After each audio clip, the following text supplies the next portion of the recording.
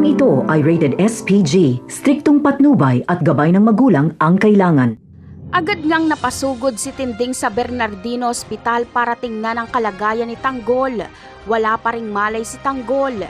Labis naman ang paninisi ni Tinding kay Marites dahil dapat daw umano ay ginawa ang lahat ni Marites para mapigilan lang ang pagtakbo ni Tanggol.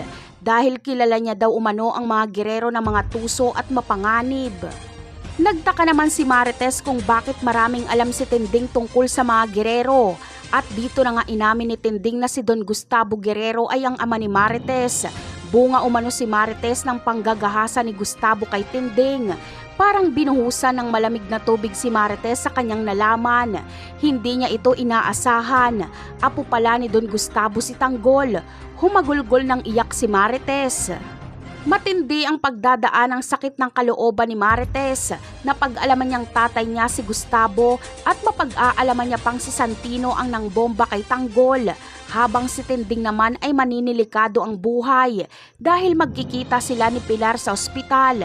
Pinuntahan din kasi ni Pilar si Olivia at ang apo niyang namatay na si Inigo. Kaya naman, dito na isasagawa ni Pilar ang plano niyang pagganti kay Gustavo. Ipapadukot niya si Tinding at dadalhin niya ito kay Gustavo. At sa harapan mismo ni Gustavo ay papatayin ni Pilar si Tinding. Ngunit magtatagumpay kaya si Pilar? Siguradong gagawin ni Gustavo ang lahat para mailigtas niya si Tinding laban kay Pilar. Napakarami pa nating dapat abangan sa mga susunod na episode. Paalam!